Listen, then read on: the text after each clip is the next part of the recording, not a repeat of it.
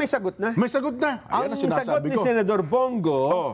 sa kasong yan, sabi niya, naku po, yan po ay diversionary tactics para ilihis ang atensyon ng publiko sa tunay na issue ng korupsyon ngayon sa gobyerno. Pa?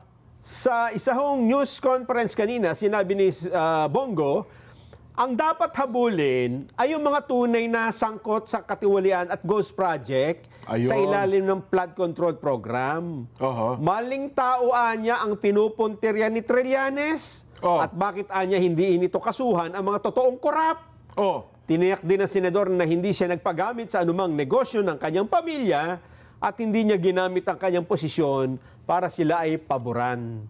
Oh. Ayan, may paliwanag si Senador Bongo. Ngayon, pakinggan natin. Isa po itong diversionary tactic para ilihis ang atensyon ng taong bayan sa tunay na mga issue. Klaro naman eh.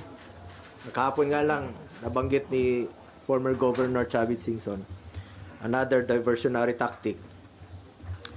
Ang talamak po ngayon na korupsyon, talamak ang korupsyon ngayon sa kasalukuyang gobyerno.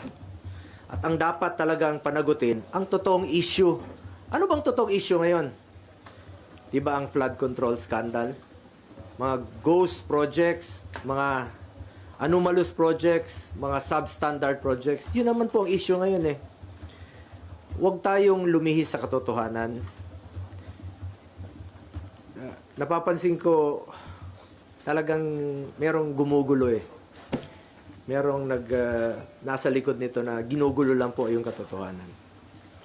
But I am one with the Filipinos in this crusade and fight against corruption. Kasama niyo po ako rito. Labanan po natin ito. Kulong po natin ang mga kurakot at mga magnanakaw.